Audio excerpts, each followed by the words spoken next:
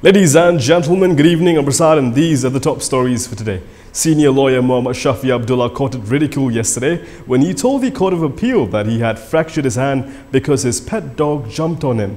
When met by reporters in Kuala Lumpur today, Shafee recounted how his guard dog caused the postponement of a pre-trial hearing involving his client, former Prime Minister Najib Abdul Razak.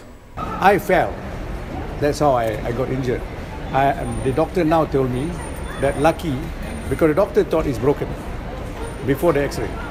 He thought it's broken. In fact, he was so sure that it's broken. But the x-ray show I've got soft tissue and blood capillaries that have been severely injured. So there's a lot of bleeding. And this swell is caused by the blood swelling around. You understand, huh? So it gives me a pain that are quite excruciating. Shafee explained that it wasn't really the dog's fault that caused the injury. In relation to my dog, it is actually a guard dog in training. This guard dog is so young. He's only 10 months old, but he's bigger than an adult dog. He's in training because I got a few guard dogs in my house and in my office compound. If you go to my office, I have got Belgian Malinois, 2 Belgian Malinois. If you come in uninvited, he will take your hand away. Okay, it's a very fierce guard dog.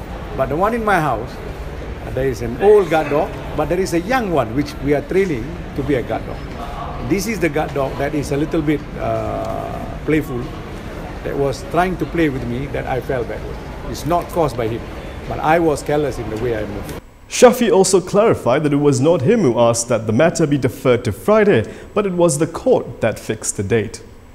But I wanted to continue today, this morning, in the Court of Appeal. This is important because there's been a lot of reporting that I asked for Friday. No, we finally settled for today. Before I left the court, we agreed for it to continue today.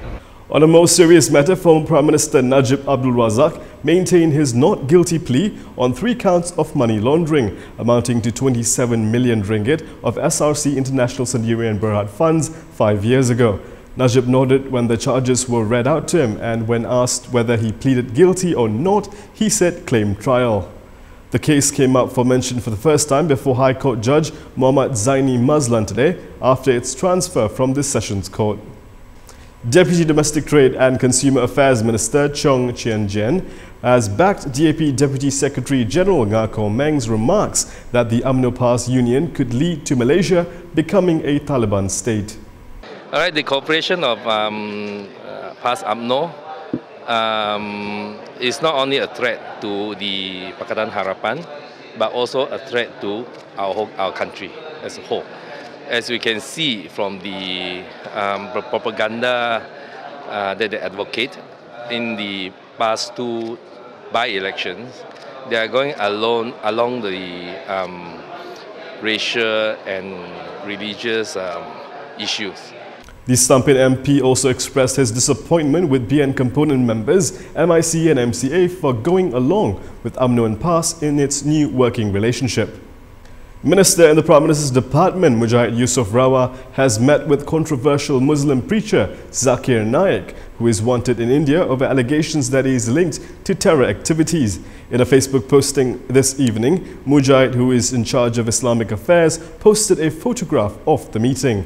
Mujahid wrote that Zakir Naik's experience in preaching in all corners of the world serves as inspiration. It is understood that the more than an hour-long meeting took place at the Federal Territory Islamic Department office in Kuala Lumpur.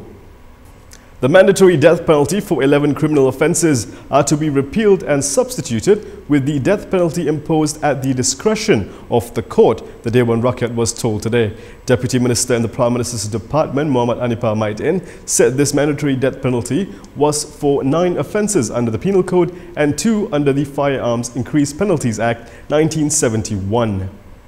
In an interview with KiniTV, Lawyers for Liberty advisor Anne Surendran has described Home Minister Muhyiddin Yassin's claim that the International Women's Day March did not have a permit as gross hypocrisy. Surendran pointed that the need for permits does not exist under the Peaceful Assembly Act 2012.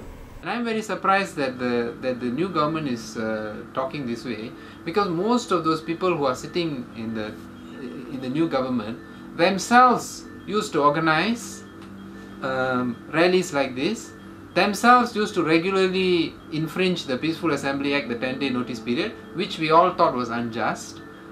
You know, so having done all that, by what hypocrisy it is to now ask for that Women's March to be subjected to police investigation.